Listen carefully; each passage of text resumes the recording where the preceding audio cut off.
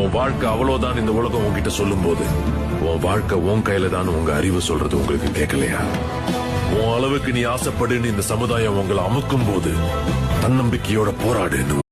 வெறும் திறமை எப்படி how it happened? வெறும் திறமையில் ஒரு மனிதன் எந்த விதமான பிராண்ட் பில்டிங் எக்ஸசைஸும் இல்லாம எப்படி இவ்வளவு உயரத்தை தொட முடியும்? ஆக்சுவலா நமக்கு உருவங்கள் மாறி